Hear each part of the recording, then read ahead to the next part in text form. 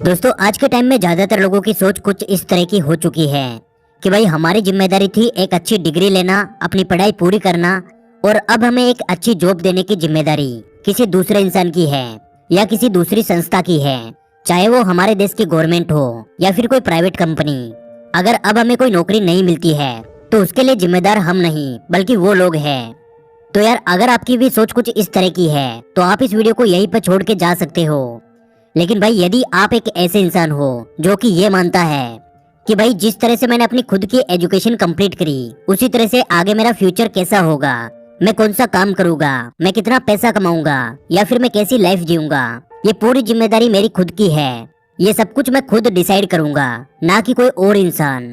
तो भाई अगर आप कुछ इस तरह का माइंडसेट रखने वाले इंसान हो तो इस वीडियो को दिया हुआ आपका टाइम एक नॉर्मल टाइम नहीं बल्कि आपका गोल्डन टाइम हो सकता है, क्योंकि आज मैं आपके साथ 5 ऐसे बिजनेस आइडिया शेयर करने वाला हूँ जिनमें ना के बराबर इन्वेस्टमेंट लगेगा। और ये सभी बिजनेस आइडियाज बस हवा में बोली हुई बातें नहीं है। ये बिजनेस ऐसे है जो कि मैंने खुद अपने कुछ दोस्तों को और अपने कुछ जानकारों को करते हुए देखा है और देखते ही देखते बहुत आगे जाकर एक अच्छा खासा पैसा कमाते हुए भी देखा है। और यार हो सकता है इन 5 बिजनेस आइडियाज में से कोई एक आइडिया आपको बहुत ज्यादा पसंद आए, जिसे देखकर आपको भी लगे कि हाँ ये मैं ट्राई कर सकता हूँ। इसलिए आज के हमारे इस वीडियो को बिना स्किप किए पूरा देखना। तो चलिए यार शुरुआत करते हैं हमारे पहले बिजनेस आइडिया से। Number 1, clothing.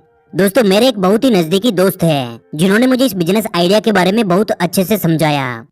उन्होंने इस बिजनेस की शुरुआत अपने घर की एक शादी से करी थी और उसके बाद उन्हें इस बिजनेस में इतना ज्यादा प्रॉफिट नजर आया कि आज 2 साल बाद उनकी खुद की 3 बड़ी दुकानें हैं और वो मंथली लाखों रुपए कमाते हैं। दोस्तों सबसे पहले हम उनके द्वारा बताई गई इस छोटी सी जर्नी को बिल्कुल शॉर्ट में समझते हैं। उन्होंने मुझे बताया कि 2 साल पहले उनकी एक कजन की शादी थी और इत्तेफाक से उनके एक जानकार के बहुत अच्छी कपड़ों की शॉप भी थी। वो अपनी कजन को आउटफिट दिलाने के लिए उसी शॉप पर लेकर जाते हैं। क्योंकि शॉप अच्छी थी तो उनकी कजन को वहाँ बहुत सारे कपड़े पसंद आए और जान पहचान की वजह से एक अच्छा खासा डिस्काउंट भी मिला। जब वो घर गए तो बाकी रिश्तेदारों को भी उनके सभी आउटफिट्स काफी ज्यादा पसंद आए और उन्होंने भी वहाँ से कपड़े खरीदने की इच्छा जताई। मेरे दोस्त ने कॉल करके दुकानदार से बात करी तो दुकानदार ने खुश होते हुए बोला कि आप हमारे यहाँ से जितनी ज्यादा आउटफिट्स बिकवाते हो तो हर आउटफिट पर आपको भी मैं कमीशन दूंगा। कमीशन की बात सुनकर उन्हें हंसी आई। उन्हें लगा कि शायद 1-2 हजार रुपए का लालच दिया जा रहा है। उन्होंने भी मजाक मजाक में हाँ बोल दिया।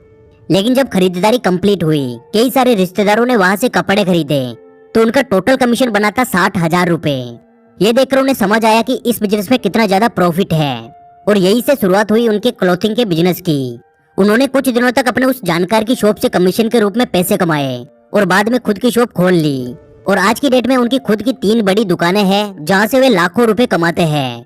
तो जो भी लोग इस बिजनेस की शुरुआत करना चाहते हैं वो शुरू में कमीशन पे कपड़े बिकवा कर अपने रिलेटिव्स में या अपने सोशल मीडिया प्लेटफॉर्म पे प्रमोट करके काम कर सकते हैं और टाइम के साथ साथ जैसे जैसे बिजनेस की पकड़ आने लगे, अच्छे कस्टमर्स बन जाए, उसके बाद वो अपना खुद का बिजनेस स्टार्ट कर सकते हैं। और अब आता है हमारा दूसरा business, number 2, old bikes and old car selling business. दोस्तों ये बात हम सभी अच्छे से जानते हैं कि आज के टाइम में हर एक इंसान को एक 2 व्हीलर या एक 4 व्हीलर की जरूरत जरूर से होती है। बिना व्हीकल के सरवाइव करना बहुत ज्यादा मुश्किल हो चुका है। आज मजदूरी करने वाले आदमी से लेकर एक बहुत बड़े बिजनेसमैन को भी अपने घर से ऑफिस और ऑफिस से घर जाने के लिए एक व्हीकल होना कंपलसरी है। तो इसीलिए ये हमारी लिस्ट का दूसरा बिजनेस आइडिया है। ये बिजनेस आइडिया मेरे एक दोस्त जिनसे मैंने अपनी खुद की कार खरीदी उनसे मिला। जब मैंने कार खरीदने के बारे में सोचा तो मैंने कई जगह कार्स के बारे में देखना शुरू किया, क्योंकि मुझे अपनी पहली कार एक सेकेंड हैंड कार चाहिए थी। और यकीन मानिए एक सेकेंड हैंड कार अच्छी कंडीशन में ढूंढना उतना ही मुश्किल है जितना एक घास के ढेर में से सुई को ढूंढना। कुछ महीनों की रिसर्च के बाद जब मुझे एक अच्छी कार नहीं मिल पाई तो मैंने नई कार लेने का डिसीजन लिया। लेकिन मैं उतना पैसा एक कार के पीछे नहीं लगाना चाहता था, इसलिए मैं कुछ महीने और रिसर्च करने के लिए रुक गया। और उसी बीच मेरी मुलाकात हुई एक 23 साल के लड़के से जिनका ओल्ड कार सेलिंग का बिजनेस था। उन्होंने मुझे एक अच्छी कार खरीदने में मदद करी और उनसे काफी अच्छी दोस्ती भी हो गई। जब मैंने उनसे उनकी मंथली इनकम के बारे में पूछा तो उन्होंने बताया 2 से 3 लाख रुपए महीना, जो कि केवल एक दुकान से 23 साल की उम्र में कमाना वाकई में एक बहुत बड़ी बात होती है। फिर मैंने उनसे उनकी इस जर्नी के बारे में पूछा। उनकी जर्नी काफी शानदार थी। उन्होंने बताया कि भैया मैंने अपने शौक के लिए एक सेकेंड हैंड कार खरीदी थी जिसे मैंने 10,000 के प्रॉफिट पर दोबारा बेच दिया और उन्हीं पैसों से मैंने दोबारा एक और कार खरीदी और उसे 30,000 के प्रॉफिट पर फिर से बेच दिया। और इसी तरह से मुझे इस बिजनेस का भूत सवार हो गया और मैं लगातार लेन देन करने लगा। कई बार मुझे नुकसान भी हुआ, लेकिन मैं सीखता गया और अच्छी पकड़ बना ली। और आज 2 साल बाद मेरा खुद का ये सेकेंड हैंड कार बाजार है, जहाँ मैं हर महीने कई कार्स खरीदता और बेचता हूँ और मंथली लाखों रुपए बनाता हूँ। तो यार, यदि आप भी कोई ऐसा बिजनेस करना चाहते हैं तो आप शुरुआत 2 व्हीलर या 4 व्हीलर से भी कर सकते हैं। बस आपको इस फील्ड में खुद को एक पक्का खिलाड़ी बनाना होगा।